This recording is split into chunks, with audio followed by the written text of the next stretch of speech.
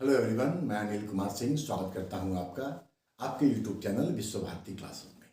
आज झारखंड सिविल सेवा के लिए नोटिफिकेशन आ गया है, जिसके तहत 11वीं से लेकर के 13वीं जेपीएससी कल की तारीख में होने जा रही है और 342 पोस्ट इसके लिए वैकेंट है। जैसा कि नोटिफिकेशन में आया है, ये बातें आपको निश्चित तौर पे पता है।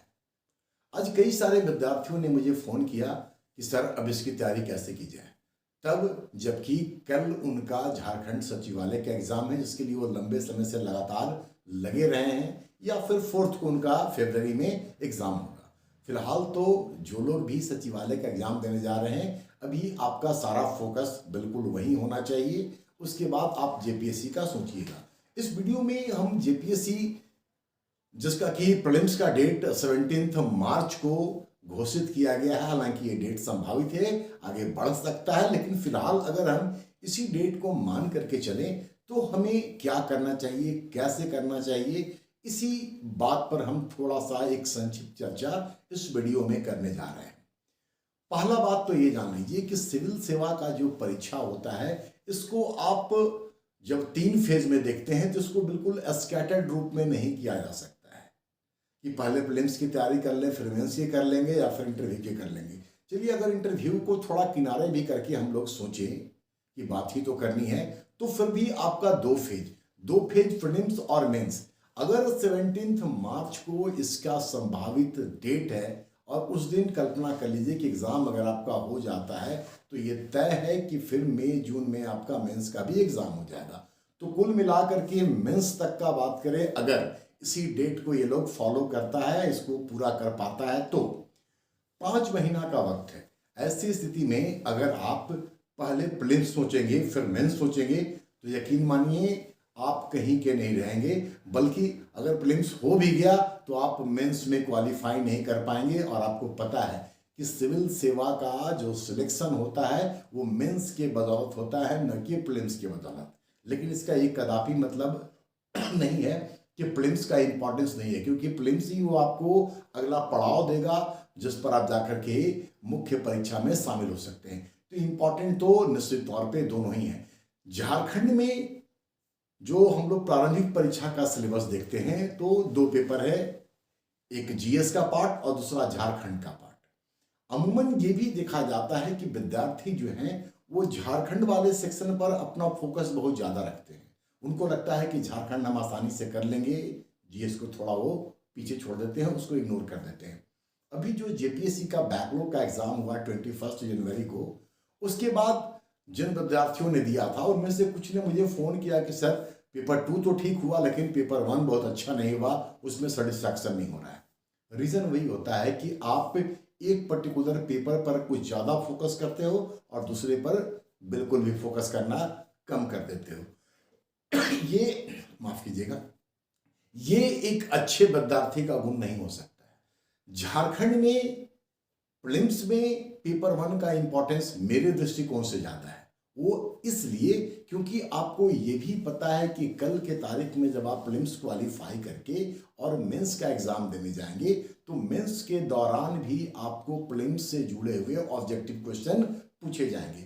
और उस वक्त आपके पास इतना टाइम नहीं होता। जैसा कि मैंने बताया, अगर मार्च में ये हो गया तो मई जून में आपका एग्ज़ाम होगा, और फिर बचे हुए टाइम में आप पेपर 3 से लेकर के 6 तक के जो ऑब्जेक्टिव क्वेश्चन होंगे, जिनकी की संख्या बहुत बड़ी होने जा रही है, 80 होती है, मतलब कि 160 मार्क्स का, आप फिर उसको सही तरीके से तैयार नहीं कर पाएंगे, और वो आपको ऐसा स्कोर देगा जो आपको रिजल्ट बनाने का काम कर जाता है।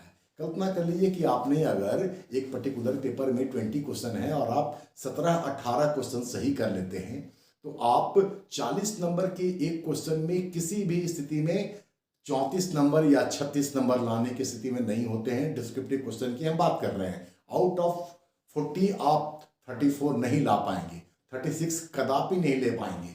लेकिन ऑब्जेक्टिव पर अगर आपका कमांड है तो निश्चित तौर पे आप वहां भी ये काम कर सकते हैं। और इसके लिए जब आप अपने प्रारंभिक परीक्षा की तैयारी करें, उस दौरान पेपर 1 को बहुत महत्व दें, जहां तक मेरा अपना समझ, जहां तक मेरा अपना अनुभव कहता है। सेकंड पेपर की बात है तो देखिए, सेकंड पेपर जो है उसमें कॉन्सेप्ट बोल करके कोई चीज नहीं है। ये बात आप सिलेबस को देखने के बाद भली भांति जानते हैं। उसमें है कि आपको चीजों का कलेक्शन आप बढ़ाना होगा और आपको याद रखना होगा। अगर पेपर आसान है तो सबके लिए आसान होगा। पेपर 1 को ट्विस्ट करने का सीन ज्यादा होता है, ये बात आप समझ रहे होंगे। पेपर 1 को ज्यादा ट्विस्ट किया जा सकता है। क्वेश्चन टफ तो तब हो जाएगा जब इसको एलिमिनेट करना होगा, पिक आउट करना होगा। मतलब हम वैसे क्वेश्चन की बात कर रहे हैं जहां पर एक से अधिक आंसर आपको चुनने होते हैं। इनमें से कौन कौन सा सही है, इनमें से कौन गलत है, कौन कौन सा आंसर होगा। इस तरह का जो 1 2 2 4 करके जो क्वेश्चन पूछे जाते हैं, जो भी बैकलॉग में पूछा गया है, प्रीवियस जो जेपीएससी के एग्जाम हुए हैं या जो अदर पीसीएस होता है वहां पर भी इस तरीके से क्वेश्चन पूछे जाते हैं। ऐसे क्वेश्चन को आप ऊपर ऊपर पढ़ करके सॉल्व नहीं कर पाएंगे। अगर आप किसी चीज पर अच्छा से कमांड किए हुए हैं तो आप ऐसे सवालों का जवाब देने की स्थिति में होंगे। इसके लिए आपको डेप्थ में पढ़ना होगा, चीजों को भली भांति समझना होगा, तभी जाकर के आप ऐसा आंसर कर पाएंगे। तो प्रीलिम्स की तैयारी में आपको दोनों सब्जेक्ट मतलब पेपर 1 और पेपर 2 दोनों को उतना ही महत्व देना है। आप सिर्फ इस भरोसे से मत रहिएगा कि हम अगर झारखंड को बहुत अच्छा कर लेते हैं तो मेरा हो जाएगा, या सिर्फ पेपर 1 को अच्छा कर लेते हैं तो अच्छा हो जाएगा। ऐसा नहीं है, दोनों को बैलेंस रखिएगा तो फायदा होगा। और पेपर 1 को मेरे दृष्टिकोण से हम दोबारा दोहरा रहे हैं इस बात को कि ज्यादा इंपॉर्टेंस दीजिए, क्योंकि प्रीलिम्स निकालना अल्टीमेटली आपका गोल नहीं है। क्या ऐसा है कि प्रीलिम्स निकाल करके आपका रिजल्ट हो जाएगा? आपको पता है कि इसका आंसर नहीं होगा। प्रीलिम्स तो सिर्फ आपको अगला स्टेज देगा, और प्रीलिम्स का क्वेश्चन आपको जब मेंस में ऑब्जेक्टिव फॉर्म में आएगा वहां बेहतर करेंगे तो निश्चित तौर पे आप रिजल्ट की ओर बढ़ेंगे। तो इस चीज को आपको समझने की आवश्यकता है। रही बात की 17 मार्च तक कैसे कर लेंगे, तो 2 बातें आप समझिए। पहला तो ये कि अगर अभी आप झारखंड सचिवालय का एग्जाम दे रहे हैं तो आपने निश्चित तौर पे जीएस पढ़ा है, आपने झारखंड भी पढ़ा है। कुछ सेक्शन ऐसे हैं जो आपने जेपीएससी के सिलेबस से अलग पढ़ा है, या कुछ सेक्शन ऐसे हैं जिसको कि जेपीएससी के सिलेबस में पढ़ना है लेकिन आपके झारखंड के सचिवालय के सिलेबस में नहीं था। जैसे पेपर 2 की बात करें तो पेपर 2 में जो सीएनटी और एसपीटी एक्ट पढ़ना है वो आपको यहाँ नहीं पढ़ना था, वो आपके सिलेबस में मेंशन नहीं था। ठीक है।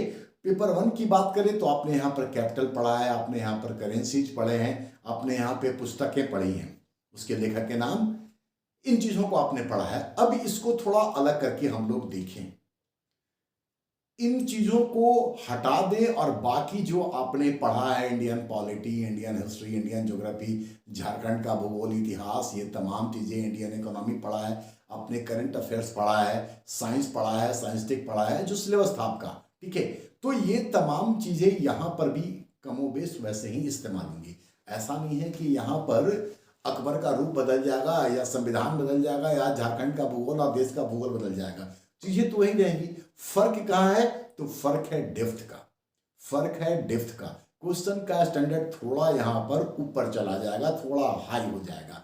तो आपको ये पता होना चाहिए कि जो क्वेश्चन पूछे जाएंगे, 100 क्वेश्चन दोनों पेपर में आने हैं, इसमें से 50-60% क्वेश्चन ऐसे होते हैं जो कि फैक्चुअल होंगे, फैक्ट्स होंगे, और ये फैक्ट्स वैसे ही होंगे जैसे कि भी आपने सचिवालय के लिए पढ़ा है। तो ये चीजें आपका पढ़ा हुआ है, आप बिल्कुल आश्वस्त रहिए कि ऐसे क्वेश्चन भी वहां पर जो यहां नहीं आएगा वो शायद वहां आ जाए।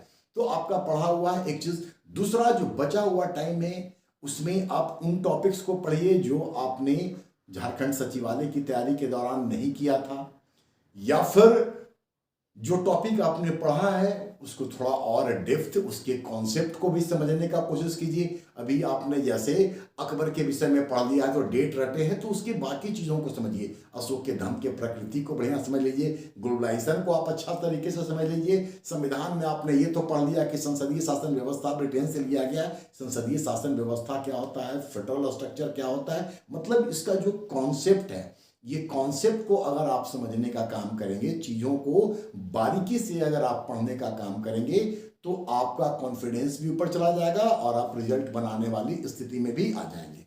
तो ऐसा नहीं है कि एकदम आपको अलग करना है या कुछ भी नहीं पढ़ा हुआ है, ये सोचना बिल्कुल भी बंद कर दीजिए। जो फ्रेशर है थोड़ा उनके लिए ये प्रेशर का काम हो सकता है, क्योंकि अगर उन्होंने पीछे का कोई एग्जाम नहीं दिया है, पहली बार अगर सिर्फ जेपीएससी ही देने जा रहे हो, तो उनको थोड़ा और मेहनत की आवश्यकता है, उनको अपने बेस को मजबूत बनाने की आवश्यकता है। तो खैर, जो ज्यादा समय से पढ़ रहा है उसको रिजल्ट पहले मिलना भी चाहिए, क्योंकि निश्चित तौर पे उसका जो स्टैंडर्ड होगा पढ़ने का वो थोड़ा ऊपर हो गया होगा, तो उसका लाभ उसको मिलना ही चाहिए, और मिलता भी है, ये भी आपको पता है। प्रीलिम्स के साथ साथ आपको मेंस की तैयारी करनी चाहिए। मेंस जो है विद्यार्थी को मैच्योर कर देता है। जब आप मेंस का पढ़ाई करते हैं तो आप चीजों को अच्छे तरीके से समझते हैं, उसके अप्रोच को, उसके व्यू को समझते हैं, उसके मर्म को समझते हैं, और वैसी स्थिति में जब कॉन्सेप्चुअल क्वेश्चन आता है तब आप ज्यादा कंफर्टेबल होते हैं। फैक्ट्स तो अपने जगह है, लेकिन कॉन्सेप्ट अपने जगह होता है। तो मेंस की भी तैयारी आप साथ साथ करिए, इससे आपका प्रीलिम्स को और भी मजबूती मिलेगा। साथ ही साथ अगर आपका प्रीलिम्स हो गया तो आप मेंस के लिए भी तैयार रहेंगे। अगर आप सारे सब्जेक्ट नहीं पढ़ सकते हैं मेंस के लिए, तो मेंस का कम से कम मेन स्ट्रीम का पेपर जो आपको प्रीलिम्स में काम देगा, जैसे कि हिस्ट्री, ज्योग्राफी, पॉलिटी, पीए, इस तरह इकोनॉमिक, साइंस, इस तरह के सब्जेक्ट को आप पढ़ लीजिए। आप चाहें तो इस दौरान आपका जो सेकंड पेपर है भाषा और साहित्य, उसको आप अभी पीछे छोड़ सकते हैं, और प्रीलिम्स के एग्जाम देने के जस्ट बाद आपको ये आकलन हो जाएगा, आप ये अनुमान करने की स्थिति में होंगे कि मेरा रिजल्ट हो रहा है या फिर नहीं हो रहा है। उसके बाद आप अपना पेपर उसको शुरू कर सकते हैं। लेकिन मेन स्ट्रीम का सब्जेक्ट आपको निश्चित तौर पे पहले से तैयार करके रखना चाहिए, नहीं तो इतना विशाल, इतना बड़ा, इतना व्यापक सिलेबस है जेपीएससी का कि फिर बचे हुए टाइम में आप यकीन मानिए आप उसको संभाल नहीं कर पाएंगे, आप उसको पूरा का पूरा अच्छे तरीके से कदापि तैयार नहीं कर सकते हैं। प्रीलिम्स और मेंस में एक अंतर और भी है जिसको भी समझने की आवश्यकता है। प्रीलिम्स में कोई गेस वर्क नहीं चलता है, प्रीलिम्स में किसी भी प्रकार का कोई गेस वर्क नहीं चलता है। यद्यपि मेंस के दौरान थोड़ा आप सिलेक्टिव हो सकते हो, क्योंकि ये भी प्रैक्टिकली फिजिबल नहीं है कि आप मेंस के जितने भी सिलेबस में आपको आयोग के द्वारा उपलब्ध कराए गए हैं, आप सारे चीज़ों को अच्छे तरीके से याद कर लें, सबको तैयार कर लें, ये संभव नहीं हो पाएगा। उसके लिए हम लोग आगे जब मेंस का रणनीति पर बात करेंगे, हम लोग जब पूरी तरीके से, तो वहां पर हम लोग बात करेंगे क्या कुछ हम लोगों को करना चाहिए, क्या कुछ छोड़ना चाहिए। खैर वो तो बात की बात हुई। एग्जाम को लेकर के प्रायः विद्यार्थी पैनिक भी होते हैं। आप एक सही रणनीति बनाइए और उस पर अमल कीजिए, क्योंकि रणनीति बनाना अपनी जगह है, लेकिन असल काम तो होता है उसका एग्जीक्यूशन। अगर आप उसका एग्जीक्यूशन नहीं करेंगे, उसका इम्प्लीमेंटेशन नहीं करेंगे, तो आपकी सारी जो स्ट्रेटेजी है वो वहीं की वहीं धरी रह जाएगी। तो आप वक्त मत जाया कीजिए। अभी आपका सचिवालय का अगर एग्जाम है तो आप एग्जाम को आराम से कंफर्टेबल होकर के दे लें, और फिर जिसके लिए आप लंबे समय से प्रतीक्षारत हैं, आप फिर उसकी तैयारी में लग जाइए। रही बात हम आपको क्या मदद कर सकते हैं, तो हम सबसे पहले आपको ये बताना चाह रहे हैं कि अभी झारखंड सचिवालय के लिए, हालांकि हम कोई बैच उसका नहीं चलाते हैं, ठीक है, लेकिन चूंकि जितने भी विद्यार्थी सिविल सर्विसेज जुड़े हुए हैं, जो मुझसे जुड़े हुए हैं, वो सब लोग इस एग्जाम को दे रहे हैं, जिस पर हमने कई सारे वीडियो भी डाले थे, संभवतः आपने देखा भी होगा। लेकिन इस वीडियो को, मतलब सचिवालय से पहले हम सारा कुछ सिविल सर्विसेज से जुड़ा हुआ ही वीडियो आपको अवेलेबल कराते रहे हैं। आने वाले दिन में भी हम वीडियो आपको लगातार अवेलेबल कराएंगे, न सिर्फ प्रीलिम्स के लिए बल्कि मेंस के दृष्टिकोण से भी। कई सारे क्वेश्चन, कैसे आंसर लिखना चाहिए, कैसे कैसे क्वेश्चन को आपको सिलेक्ट करना चाहिए, कुछ खास नमूना के तौर पर हम आपको समय समय पर उपलब्ध कराते रहेंगे। पीछे का वीडियो अगर आप देखिएगा तो आप ये पाइएगा कि 4 ऑप्शन अगर ऑब्जेक्टिव क्वेश्चन हम लेकर के आए हैं आपके सामने, तो चारों ऑप्शन के संदर्भ में बताने का काम किए हैं। इससे क्या होगा कि 100 क्वेश्चन जो है वो 300-400 क्वेश्चन में कन्वर्ट हो जाता है, ठीक है। तो आप उसको वीडियो को देखिएगा, उसको नोट डाउन करने का आदत डालिएगा, उसको आत्मसात करने का प्रयास कीजिएगा। चीजों को पढ़ने के बाद मंथन करना बहुत जरूरी होता है, उसको सोचना बहुत जरूरी होता है। ये काम अगर आप करेंगे तो यकीन मानिए सिविल सर्विसेज कोई हवा नहीं है। पास करने वाले हमारे और आपके जैसे ही लोग होते हैं। फर्क पड़ता है रणनीति का।